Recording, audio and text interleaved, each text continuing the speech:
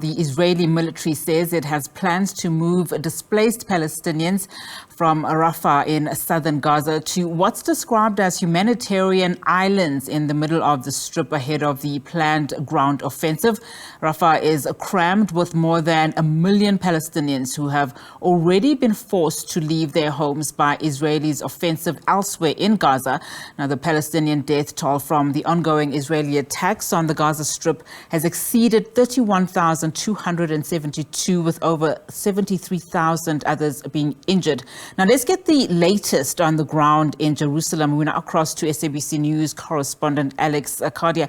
Alex, thank you so much for your time and good afternoon to you. Just explain how and where the Israeli military plans to move over 1 million Palestinians to safety. I mean, we know through aid agencies in Gaza, there are no safe spaces there.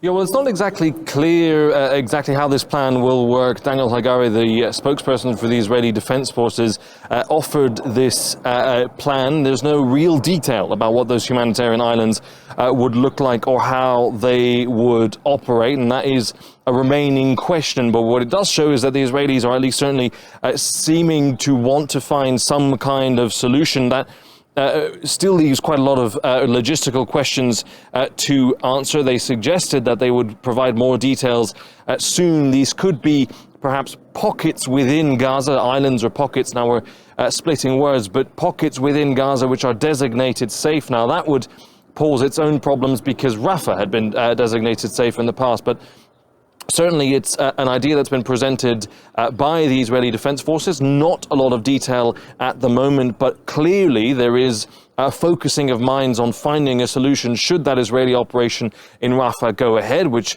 all Israeli officials repeatedly are saying that it will go ahead, including Prime Minister Netanyahu. There will need to be a solution for those displaced people. You have about 300,000 people in the north of Gaza, 500,000 in the middle of Gaza, and 1.5 million in Rafah alone. And so certainly that population, a solution for them, the civilian populations pushed all the way to the south of Gaza, a solution will certainly be needed.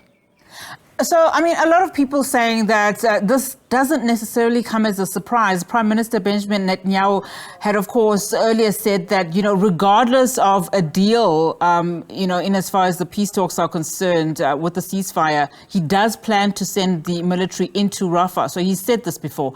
The Biden administration had, however, indicated earlier this week that, it didn't anticipate that Israeli forces will expand their military operations into Rafah, during Ramadan. But we are seeing that happen now. I mean, any word from the US about this development? No specific response yet, but what we do know is that there's definitely a tension there. And the latest from Israeli officials, the defense minister Yoav Gallant said that anybody who thinks we are delaying going into Rafah will soon find that there is nowhere we can't reach. And he meant not just in Gaza, but across the country. And he said across the Middle East. Benjamin Netanyahu said he had a red line, and the red line was the protection of the Israeli people, and that October 7th would never happen again. Right, Alex Cadier there, coming to us live there, of course, just giving us the very latest in as far as that ground offensive is concerned. Israeli military saying it plans to move displaced Palestinians from Rafah. Now we're talking about over 1 million people here who are crammed there. It says that it will be moving them to what is called these island hubs. And as Alex was saying there, that the plan isn't quite as clear in terms of where they will be moved and how that will look like.